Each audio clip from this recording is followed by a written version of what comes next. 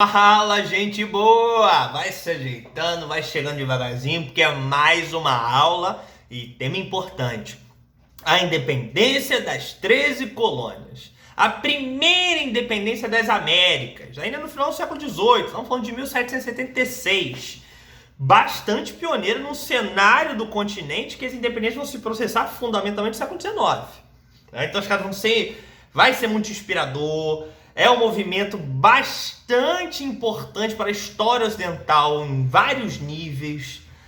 É antes mesmo da Revolução Francesa, já aplica várias ideias iluministas ali, enfim, importantíssimo. Além de, claro, começar a formar historicamente os Estados Unidos, que é a potência global aí, vai fazendo as merdinhas que eles estão fazendo desde sempre, desde essa época. Bom, com calma, aos pouquinhos. Essa reflexão, inclusive, coloca pra gente a seguinte problemática, bicho. Como é que as pessoas perdem a paciência? Como as massas perdem a paciência? Porque opressão, dominação, sacanagem, miséria, isso não é novidade na história. Mas essas condições, esses elementos nem sempre produzem revoluções, grandes rupturas, independências. O que produz, portanto? O que impulsiona as pessoas a perderem a paciência, por assim dizer, e tomarem nas suas mãos a história e protagonizarem processos de ruptura como a independência das 13 colônias. Esse é um exemplo histórico que vai ajudar a gente a refletir, inclusive, sobre esses elementos. Mas aqui, ó, é delicinha entender. Porque você primeiro precisa olhar o seguinte, vamos lá, a primeira parte do nosso processo de compreensão aí do que vai ser essa independência. O período colonial das 13 colônias. Vamos lá, frisando. As 13 colônias, esse pedacinho que vocês estão vendo no mapa, foram 13 colônias da Inglaterra. Literalmente meio que separadas, tipo assim, cada um por si e Deus por todos. Por isso 13 colônias, como fossem 13 partes distintas. E o que essa colonização inglesa teve de diferente? O que esse período histórico pode ajudar a gente a compreender essa independência? Cara, várias coisas. Duas são as mais importantes. Primeiro, a gente está falando de um processo histórico de colonização tardia. Basicamente, a Inglaterra está chegando um século depois de Portugal e Espanha, já colonizando boa parte da América Latina.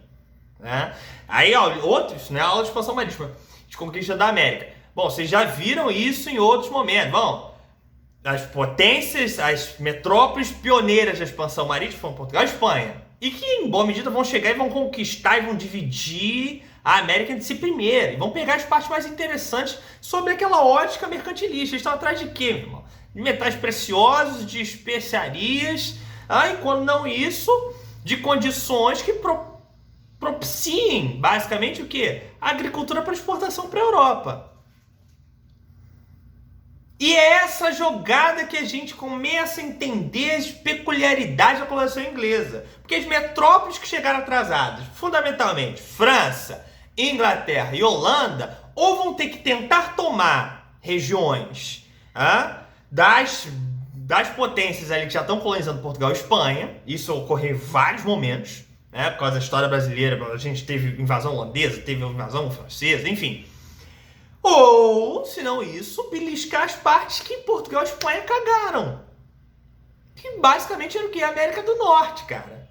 É por isso que, inclusive, vai se estabelecer ali essa experiência colonial inglesa de início.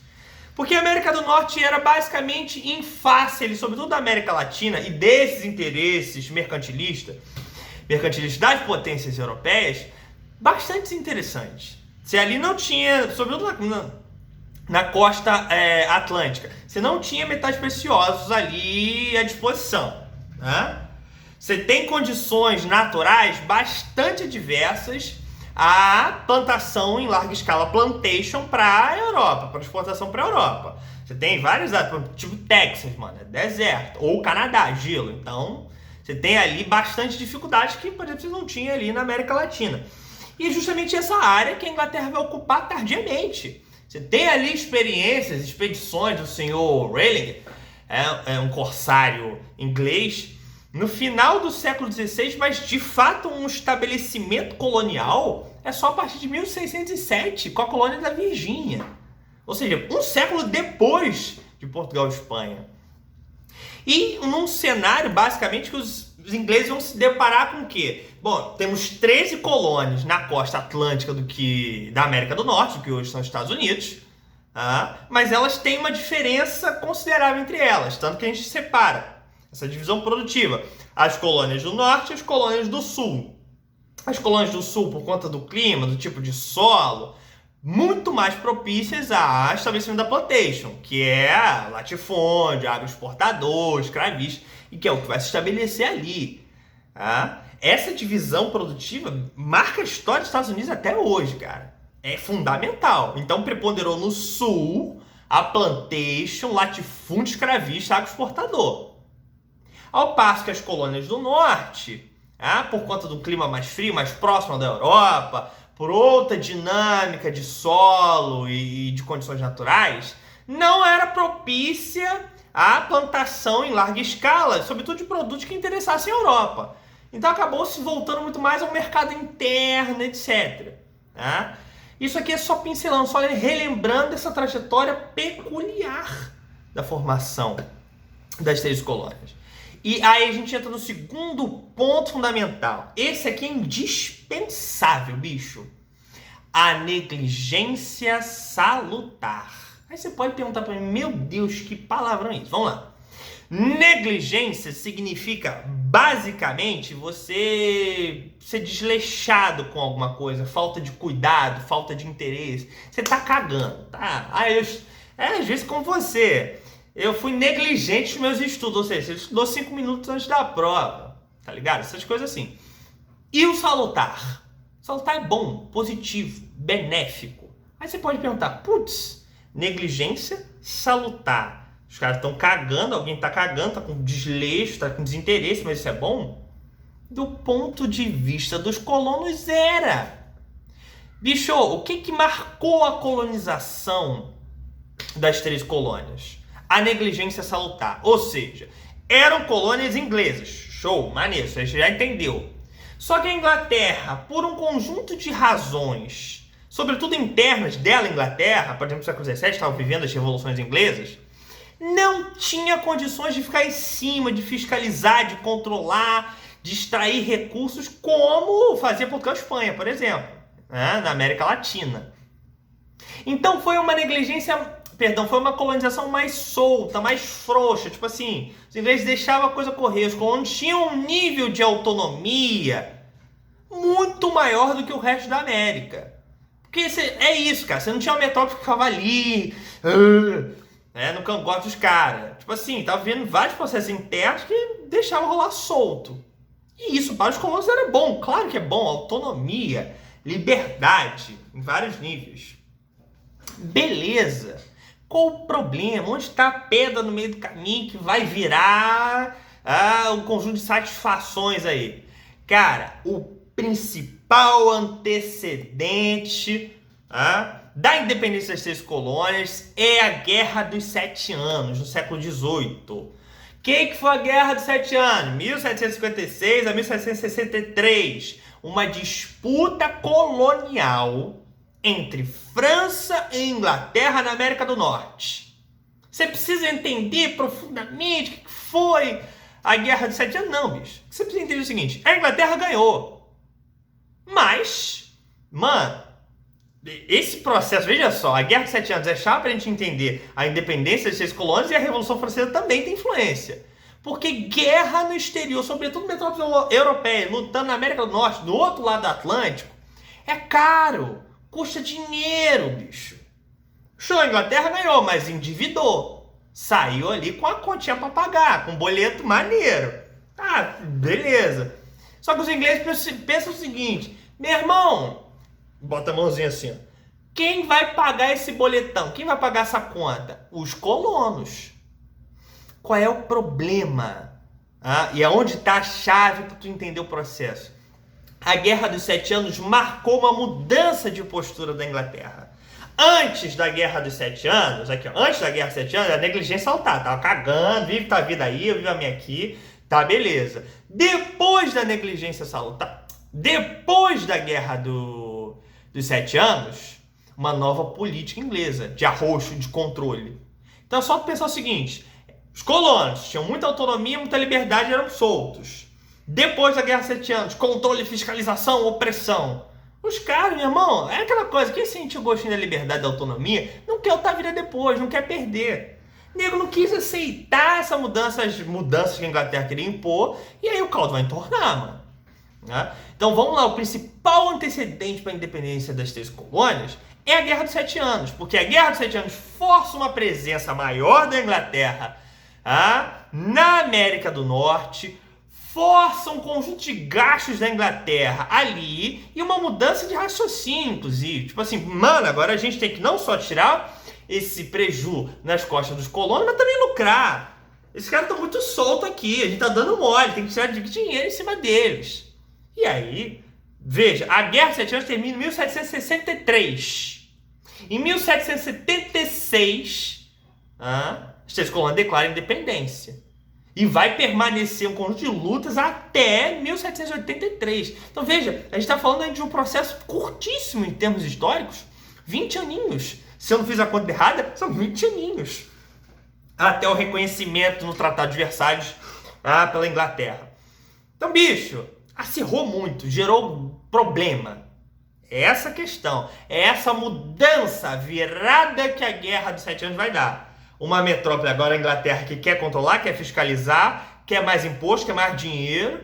E esses colonos que tinham muita autonomia, gostavam da negligência dos ingleses antes, vão pensar, mano, essa mudança aí sacaneou com a gente. Isso não estava acordado, não. É basicamente isso. E aí você começa a entender, portanto, que a linha, o corte, tá na Guerra dos 7 Anos. Antes tinha lá os problemas de colônia, tudo bem. Mas depois vai ficar insuportável, os caras vão lutar pela independência. E a gente já tá falando, gente, segunda metade do século XVIII, já todo um contexto de produção iluminista, essas ideias. A palavra liberdade é uma palavra-chave nesse vocabulário dessa burguesia, inclusive. Você tem já um conjunto de reflexões que impulsionam essa galera a não aceitar a opressão, não aceitar a dominação como antes, e coloca na ordem do dia palavras como liberdade, autonomia, participação, representação, leis, a tirania, coisa assim, meu Deus. Então, de boa até aqui? Show! Guerra dos 7 Anos, inflexão, mudou as coisas para a Inglaterra, uma nova política inglesa. Aí as coisas vão ficar feias. Porque imediatamente depois da guerra, o que a Inglaterra vai fazer? Meu irmão, agora eu vou tirar o prejuízo em cima de vocês. Imposto, imposto. E aí você tem uma sequência, mano. E a sequência de impostos vai acompanhar, tipo assim, quanto mais a Inglaterra cobra impostos, mais os colonos vão ficando bolados e querendo, se rebelar. Primeiro deles é a lei do açúcar. E a lei do açúcar é basicamente o seguinte, taxar os carregamentos de açúcar que não fossem provenientes, que não viessem de áreas inglesas, ou seja, imposto a mais. Olha só. Logo em seguida, no ano seguinte, 1765, a lei do selo. Toda correspondência, todo material impresso que rodava, nas 3 colônias, deveria ter um selo que era vendido, veja só por quem, adivinha por quem? Quem era a única pessoa que vendia o selo? A Inglaterra, mano. Então era uma forma de você custear, é imposto, você tá tirando dinheiro dos caras. Veja, isso tudo você vai basicamente ali aumentando as tensões, porque você tinha os colonos de novo, que eram livres, que gostavam mais dessa autonomia, agora eles vão ter mais um controle que eles não estão acostumados, imposto. Meu irmão, qualquer coisa que burguesia, que poderoso, que gente rica não gosta de pagar imposto. Isso aí é até hoje. Tá aqui, movimentando esse cenário das 3 colônias, que depois da lei do selo, inclusive, vão se mobilizar bastante. Vão tentar enviar deputados para participar, discutir com o rei. Olha, a gente queria um lugarzinho no parlamento britânico, a gente queria discutir também essas coisas. Vão tentar e vão, inclusive, conseguir revogar a lei do selo. Mas que logo em seguida, no ano seguinte da revogação, Em 1767 a Inglaterra já veio com novos impostos. Assume a época lá na Inglaterra um ministro, famoso, inclusive um conjunto de leis com o nome dele, Charles Townshend, que o cara basicamente passou a baixar uma pancada de novos impostos para essas colônias, bicho. E isso vai, de novo, olha aqui, ó, olha esse caldeirão se mobilizando aqui de contradições. E esses colônios vão começar a resistir. 1770, você vai ter ali, por exemplo, um grande movimento de contestação, de protesto, que vai gerar um massacre, inclusive, que a gente chama um massacre de Boston. Os caras queriam fazer um protesto e as tropas britânicas vão descer o aço, mostrando que a coisa não tá legal. E, de novo, outra lei desse ministro, a lei do chá. Isso é 1773, que agora passava a monopolizar o chá, pela Companhia das Índias Orientais, que era de Londres. Ou seja, pegar um produto que era bastante comercializado nas três colônias e falar, agora você só compra de mim. Olha só como está cerceando a liberdade, como está impondo mais medidas, como está controlando mais, como está cobrando mais imposto. E tudo isso gera insatisfação em cima de insatisfação. Reação dos colonos a isso. Ficaram boladíssimos. E na famosa festa do chá de Boston, o que foi isso? Pegaram, vocês vão agora obrigar a gente a comprar o chá de vocês? Os colonos putos da vida pegaram o carregamento de chá e jogaram no mar. O que, assim, era uma carga valiosa à época. Deu um prejuízo considerável. O que você pode imaginar? Pô, bicho, era hora da Inglaterra ver que o caldo ia entornar, que o negócio estava ficando sincero e tentar dar aquela dialogada, dar aquela maciotada. Foi isso que eles fizeram? Jamais, meu irmão. Foram para cima mais ainda.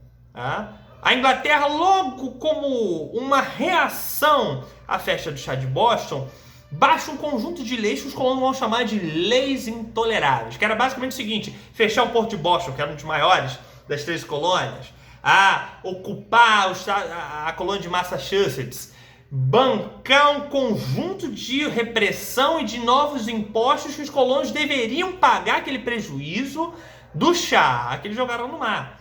Aí, bicho, a coisa ficou insustentável. Você vai ter logo em seguida basicamente o quê?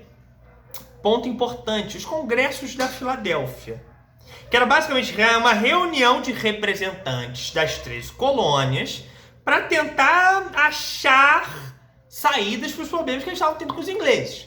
O primeiro congresso da Filadélfia, em 1774, decidiu basicamente o seguinte: vamos boicotar os produtos da Inglaterra. Não vamos comprar produtos ingleses. Mas também viram logo em seguida que isso não era tão efetivo. Até porque a Inglaterra pressionava. Isso é tropa, exército, problema, treta em várias regiões.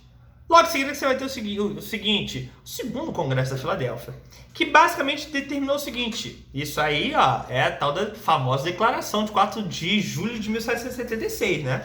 O segundo congresso da Filadélfia decidiu rompimento com a Inglaterra, a independência.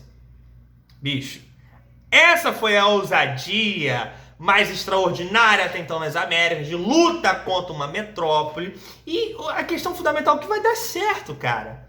Eles vão conseguir o apoio da França, que estava boladinha. Lembra lá? Perderam a Guerra dos 7 Anos. Para a Inglaterra, estavam puta dentro das calças, decidiram apoiar os colonos. Depois os franceses, até fazer um gesto. Depois os franceses vão ter que pagar uma conta alta na Revolução Francesa, a monarquia, pelos gastos que teve, mas isso aí é outra conversa, tá? E vão apoiar esse movimento. E você tem nomes específicos, grandes lideranças, Thomas Jefferson, George Washington, Franklin, Benjamin Franklin, que vão ser nomes importantes aí do processo de organização das guerras de independência nas três colônias. Que é isso? A declaração de 1776 vai ser seguida por um conjunto de guerras que eles vão ter que fazer contra a Inglaterra para ganhar na marra dos ingleses.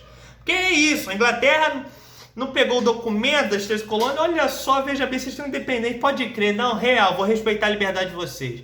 Não teve isso, eles desceram para dentro também do pau. E a gente vai ver de 1776 até o reconhecimento inglês em 1783, nesse espaço de tempo aqui, guerra, guerra, guerra. Tá? Inclusive com alguns lances de brilhantismo aí que os americanos adoram puxar esse saco. A Batalha de Saratoga, em 1777, George Washington venceu, o pai da nação. Enfim, você tem todo um nacionalismo bem forçado dos Estados Unidos, assim, destacando muitíssimo essas batalhas que eles fizeram. Realmente, foi um movimento bastante pioneiro, foi uma ruptura inédita até então. Mas claro que depois, uma dose de exagero, mas enfim... batalhas foram vencidas. Você tem aí em 1781 a Batalha de Yorktown, por exemplo, outra vitória importante que vai forçar os ingleses a não terem outra saída, porque estavam endividados, estavam gastando mais do que, inclusive, essas colônias mereciam. Porque esse é um patrão também interessante a discutir. Em um dado momento, os ingleses vão parar, mano, a gente nem ganha tanto dinheiro assim com essa parada pra estar com esse fogo todo. Não que eles desistiram, não queriam as 3 colônias, não. De maneira alguma. Fizeram o que puderam dentro dos limites. Mas também, assim, em algum momento, era bastante emocionado, para assim dizer, uma luta tão ferrenha em colônias que não eram tão produtivas, lucrativas assim. Depois os ingleses vão mais antenados aí, posteriormente, com mentalidade muito mais capitalista, vão construir um império, vão ser a potência do século XIX, com uma sagacidade diferente dessa época. Mas enfim, 1783 vem o Tratado de Versalhes, o reconhecimento da independência dos Estados Unidos, que vai se formar os Estados Unidos, e o nome não é à toa Estados Unidos da América, ou seja, porque eram 13 colônias diferentes, cada uma na sua, que vão se juntar em um novo país, e vai ter um conjunto de discussão ferrenha aqui, tá? Para qual modelo eles vão seguir, se vai ser uma confederação ou uma federação, se vai ter um governo central forte, pouca autonomia. Vai ter discussão para todos os níveis. Isso aí vale um outro vídeo. Mas você precisa entender o seguinte. Em 1776 é declarada a independência, eles vão formalizar isso com os ingleses em 83 e se constrói, a partir de então, o primeiro país, o primeiro estado independente das Américas. Em uma América, no final do século XVIII, portanto, dominada, colonizada pela Europa. França, Espanha, Portugal. Então, além de tudo, a independência dos Estados Unidos era, uma aplicação prática das ideias iluministas, que isso é importantíssimo. É pegar aquela ideia aplicada na prática, a declaração de independência como um todo, a primeira Constituição dos Estados Unidos, é tudo muito inspirado no iluminismo. Então você já tem esse aspecto que é indispensável. Tá? E 2, o exemplo que isso dá para o resto do continente. Porque as tensões, os problemas entre colônias e metrópoles não eram só nas 6 colônias. Você tinha, inclusive, na América como um todo, meu irmão, problemas. No mesmo sentido, inclusive, insatisfação com as metrópoles, imposto e tal. Tá? A influência de um movimento revolucionário em algum nível, tá? Bem sucedido para o resto do continente foi chave. Dá para dizer em algum nível que a independência das 6 colônias é o primeiro passo de um ciclo de ondas de independência que vão se seguir pouco depois na América como um todo. Tá? Então foi pioneiro, foi inspirador para outras regiões e vai começar a constituir o que hoje conhecemos como a maior potência capitalista do mundo. Tá? E esses caras vão estender o seu domínio a nível global.